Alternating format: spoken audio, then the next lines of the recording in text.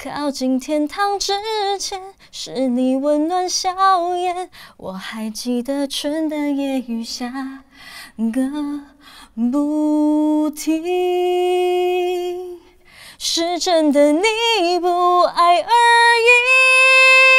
留下了我。Jessie啊，哟。 刚那段有点走调，我们再一次。好，从副歌开始就好。好，没问题。老师，不好意思，我喉咙不太舒服。哦，没关系，我们再一次，你放轻松就好。好 ，OK。是真的你不爱而已。Jessie，我们再一次哦。哦，好，OK。不停。 是真的你不爱而已。老师啊，不好意思，你也知道我们家 Tracy 就是长得还不错，但唱歌就是唱唱 KTV 的料而已。其实呢，我们老板都知道，那他的粉丝也没有多大的期待。重点呢，就是这个专辑的封面漂漂亮亮的，还有老师您的名字加持啊。所以老师你就放轻松一点，反正呢，现在科技这么发达。 你就先简单让它过，到时候我们再稍微调整一下，这样应该就很完美了吧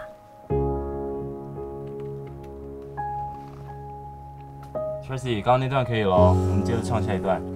谢谢谢谢。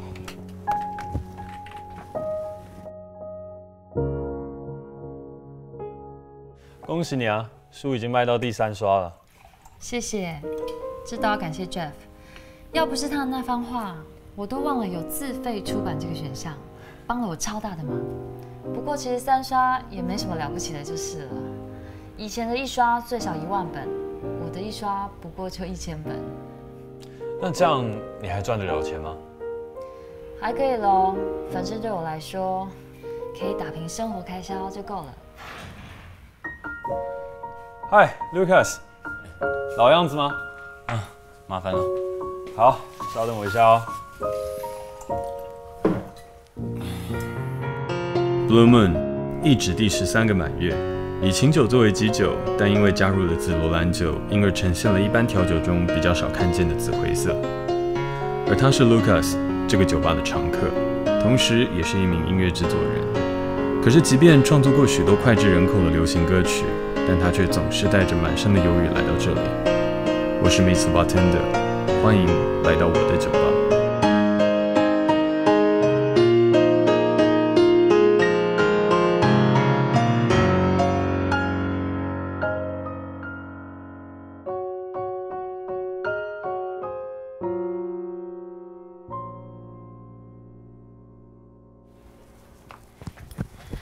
老师，真的很抱歉 ，Tracy 的游戏代言临时出了一点状况，所以晚上活动提前了。我现在可能要先带他离开。哎，还没有录到一半，而且最近录音室非常满，哪来其他时间啊？老师，你放心，进度绝对没问题。到时候呢，我会跟公司那边协调好。老师，你只要像刚刚那样帮个忙，绝对不会花你太多时间的。两位辛苦了，Tracy真的要带走了，再给你们赔罪啊！ Tracy， 赶时间，走。哦，快快。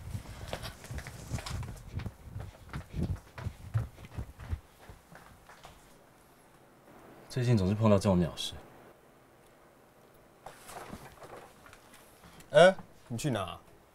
去喝酒啊？去不去？不行啦，我还要顾录音室哎，又不像你是个大制作人，可以说走就走。大制作人。 最好最近有真正的制作人。那你刚录的还要不要？要，反正调一下就能用了嘛。下次我不进来了，你自己看着办啊。那经纪人问说为什么你没有来，我要怎么说啊？你就说我感冒好了，反正最近来的歌手都用这招不是吗？请用。谢了。 Lucas， 你怎么看起来比平常还累啊？人生嘛，哪有不累的？但你做的是你喜欢的事情，而且又做得比别人成功，至少你应该会比别人感觉到更幸福吧？幸福？你在开我玩笑吧，Jack？我哪敢？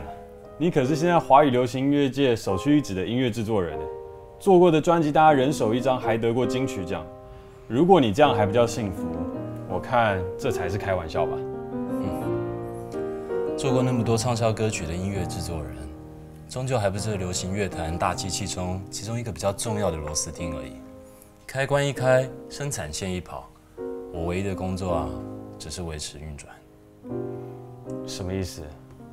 你不是制作人吗？就如同在这个酒吧里，吧台可以决定一切的味道，制作人在音乐上面不也有着相同的权利吗？怎么跟你说？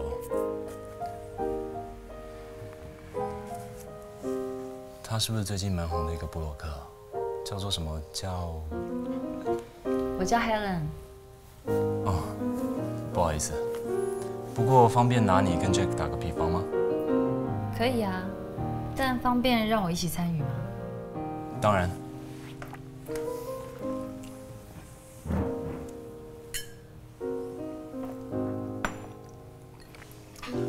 好 ，Jack， 你刚刚说吧台决定一切味道，对吗？那身为音乐制作人的我，在制作音乐的时候，应该有相同的权利。那我问你一个问题：现在老板要推2个新人出一批，一个是具有歌唱实力的素人，另一位是我们眼前的美女 Helen， 你会选哪一位？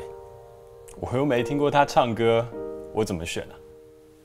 很多年前我也是这样跟我老大说的，但是现在我想都不用想，下一秒就去帮 Helen 收歌了。为什么？你又没有听过我唱歌，万一我唱得很烂怎么办？所以呢，就算你今天真的五音不全，我用电脑调一下就好了。反正只要长得正、长得漂亮，稍微有点知名度，后面还跟了一票粉丝，愿意买你的专辑、去听你的演唱会就 OK 啦。现在做专辑签艺人，没人在听声音的，所以权力根本不在我们制作人身上，而是在老板还有 Facebook 上。你这样说也没错啦，但应该不是绝对吧？毕竟你看，连国外的苏珊大神都可以爆红、畅销全球了，为什么我们不行？我想你还没听懂我的意思，我只是这个产业中一个小螺丝钉而已。今天要做哪一张专辑、哪一首歌、哪一首歌要长成什么样子，我也只能听命行事。哪有什么苏珊大神啊？顶多就让那些歌从我这边出去，不那么难听而已。可是如果连身为制作人的你都放弃了，我们这些听众要怎么办啊？你不听台湾流行乐会死吗？你可以上 YouTube、Spotify 去听那些免费的其他的音乐啊。跟朋友分享的时候，还可以凸显一下你那有别于市场的品味。哪有什么该怎么办啊？这是一举两得。可是这样，有一天我们不就会失去自己的音乐了吗？我们早就失去了，不是吗？以前我们的乐坛随便站一个出去都是华人音乐界的指标，从张雨生到周杰伦，还有蔡琴、陈淑桦。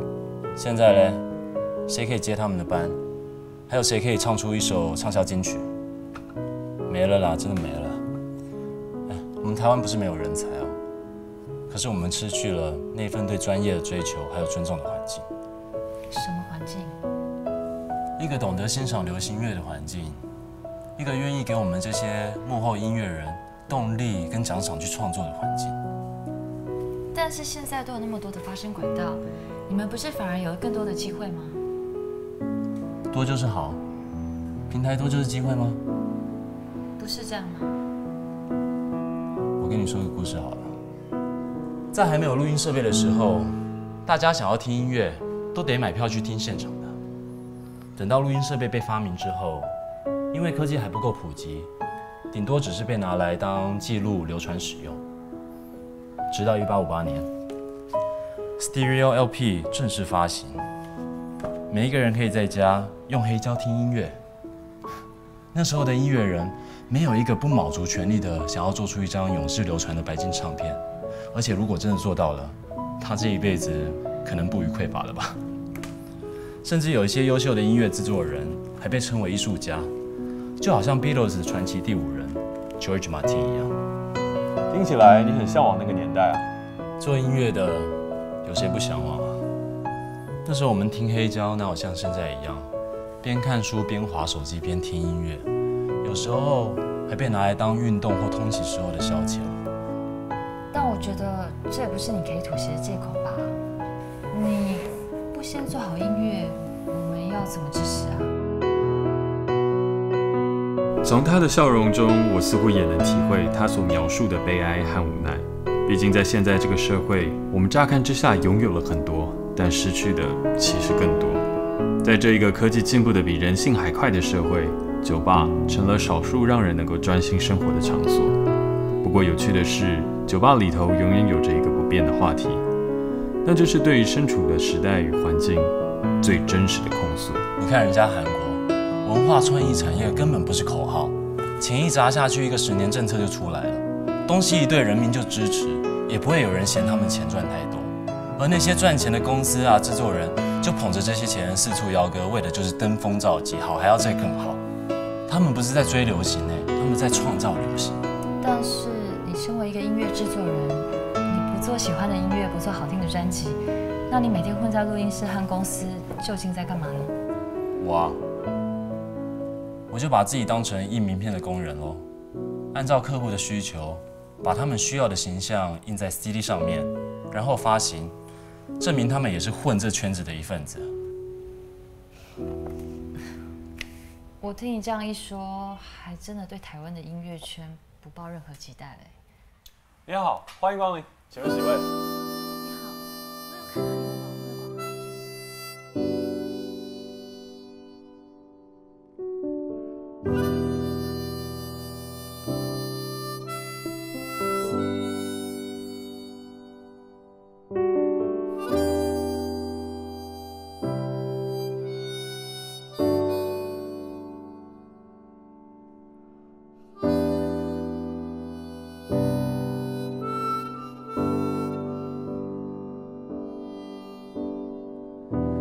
战斗的手一点不着火，